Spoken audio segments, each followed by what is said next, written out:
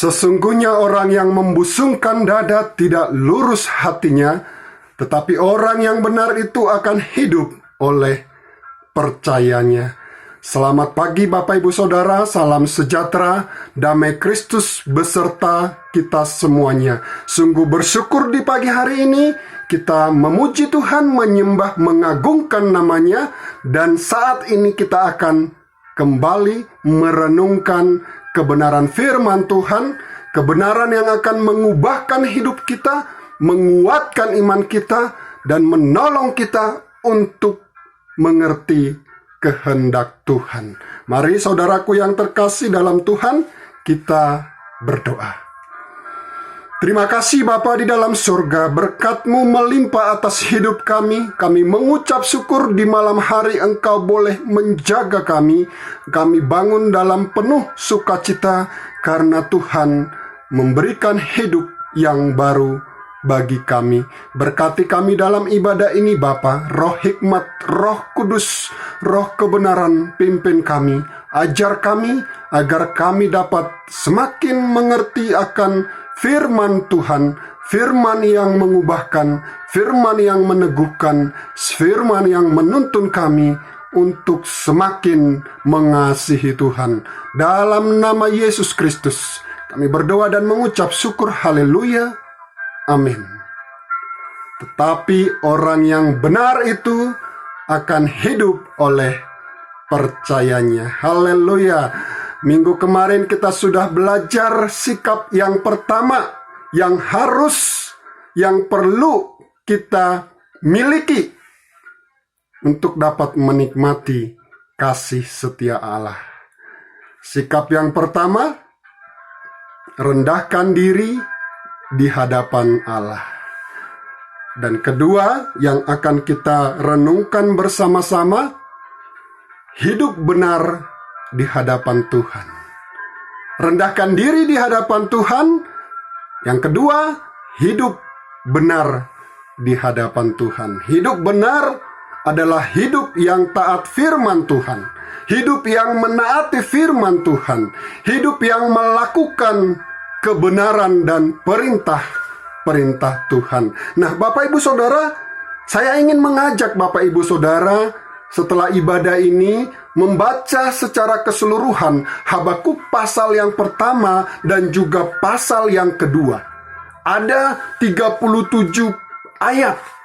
Pasal yang pertama itu ada 17 dan pasal yang kedua ada 20 ayat.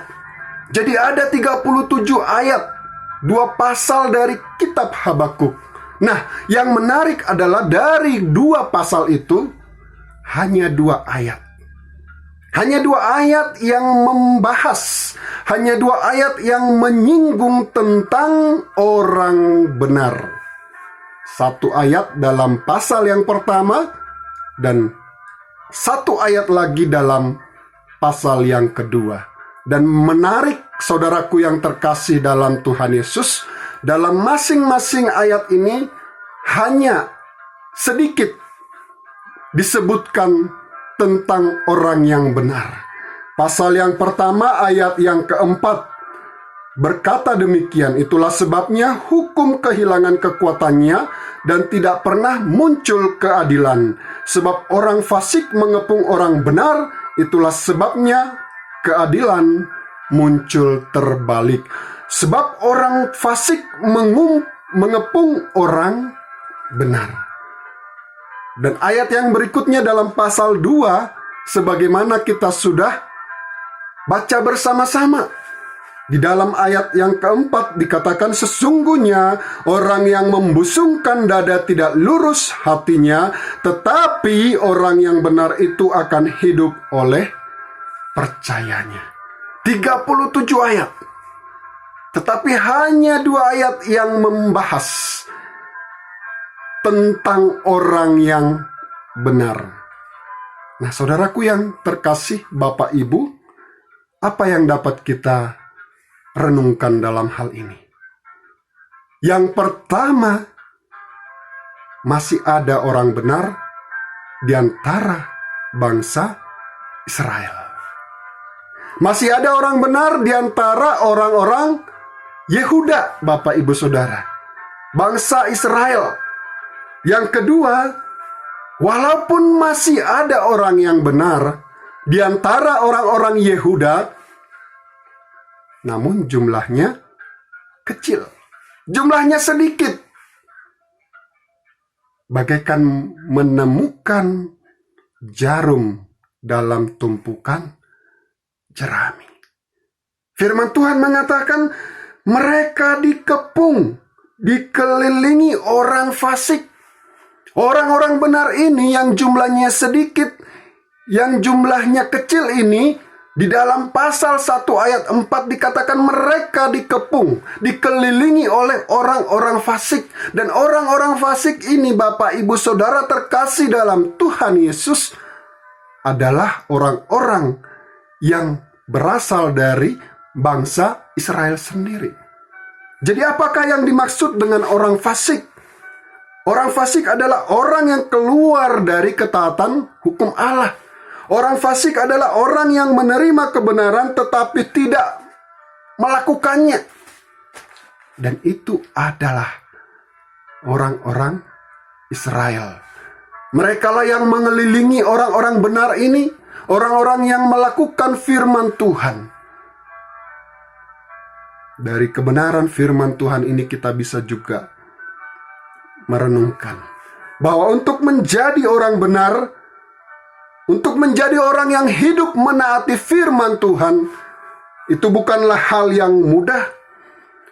Ada konsekuensinya untuk taat, di mana taruhannya adalah nyawa, taruhannya adalah hidup sendiri. Bahkan kalau kita melihat di tengah-tengah bangsa mereka sendiri, orang-orang benar ini dicemooh. Orang benar ini diperlakukan tidak adil. Orang-orang benar ini ditindas. Orang-orang benar ini dikucilkan.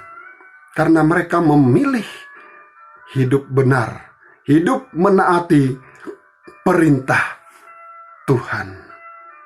Namun apa kata firman Tuhan tentang orang-orang benar ini?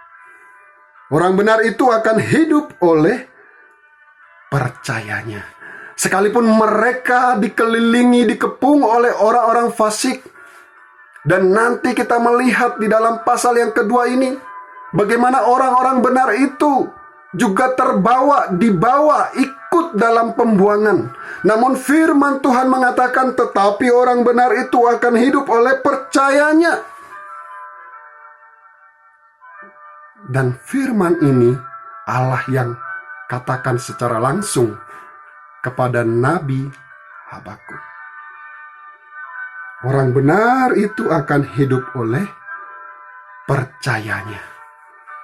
Orang yang seperti apa? Hidup yang seperti apa yang dimaksudkan oleh Allah? Apa yang dimaksud dengan hidup dalam kebenaran firman Tuhan ini? Hidup yang Allah maksudkan adalah hidup yang menikmati kasih setia Tuhan.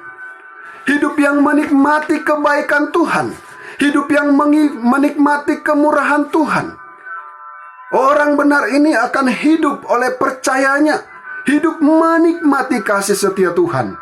Dimanapun, kapanpun, dalam situasi apapun, mereka akan hidup menikmati kasih setia Tuhan. Menikmati kasih setia Tuhan di surga dan juga di bumi. Puji nama Tuhan. Orang benar itu sekalipun harus ikut merasakan pembuangan.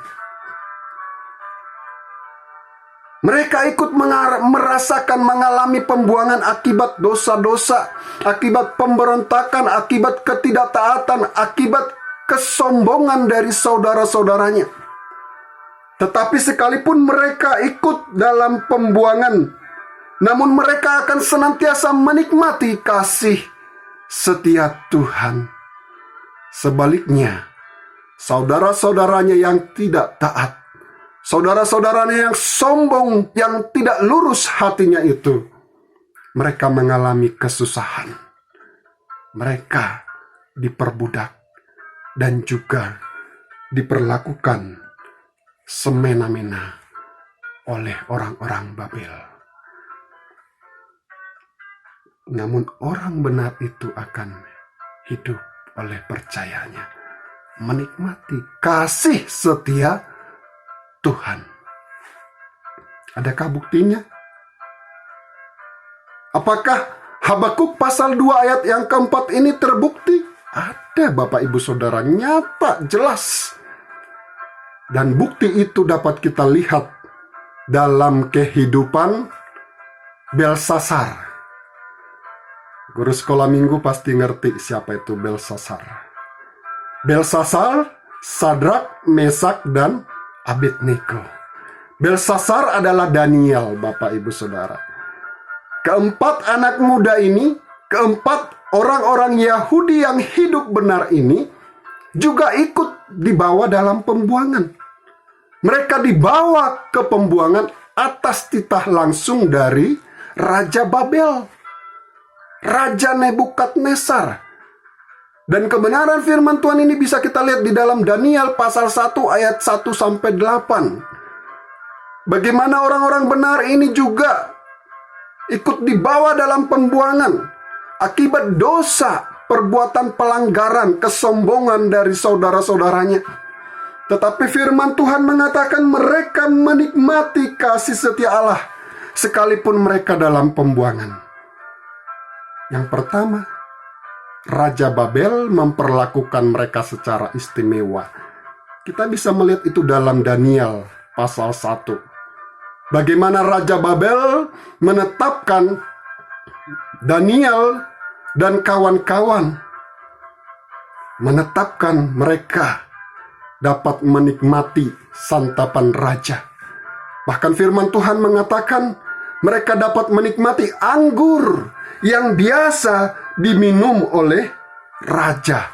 Daniel pasal 1 ayat yang kelima. Mereka mendapatkan perlakuan yang istimewa. Padahal mereka sedang ada dalam pembuangan.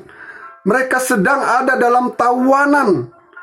Raja Babel, bangsa Israel, bangsa Yehuda sedang ditawan, sedang dijajah oleh Raja Babel, bangsa Babel. Tetapi Tuhan tetap menunjukkan kasih setianya kepada Sadrak, Mesak, Abednego, dan Belsasar. Mereka mengalami kebaikan Tuhan. Raja memperlakukan mereka dengan istimewa. Dan kalau kita melihat di dalam Daniel pasal 1 ayat 9, bagaimana Tuhan membuat Daniel dikasihi, Tuhan membuat Daniel disayangi oleh pemimpin pegawai istana raja. Bukankah ini sesuatu yang sangat indah? Pemimpin pegawai istana yang bukan berasal dari bangsa Israel, tetapi Tuhan membuat ia mengasihi, menyayangi Daniel. Dan satu berkat rohani yang sangat indah, sangat luar biasa yang Daniel alami adalah bagaimana ketika Tuhan menyingkapkan, memberitahukan arti mimpi dari Nebukadnezar sehingga Daniel terlepas, bebas dari hukum penggal. Bapak Ibu Saudara, Tuhan menyertai Daniel, Tuhan memberkati Daniel, Tuhan menjagai Daniel, Tuhan melindungi Daniel. Bahkan juga kalau kita membaca di dalam kitab Daniel, bagaimana juga Tuhan menjaga, melindungi, menyelamatkan, menolong Sadrak, Mesak, Abednego dari api perapian yang menyala-nyala bahkan 7 kali lebih besar dari api yang biasa. Tuhan menjaga mereka, Tuhan menyelamatkan mereka. Ada tangan Tuhan yang kuat dan gagah perkasa yang membela mereka. Mereka yang semestinya mati namun hidup oleh percayanya.